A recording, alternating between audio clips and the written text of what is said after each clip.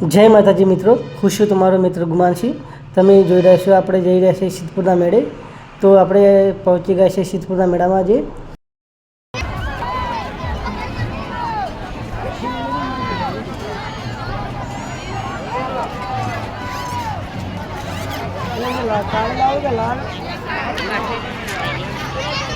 વિડીયોમાં જ મૂકવાનું।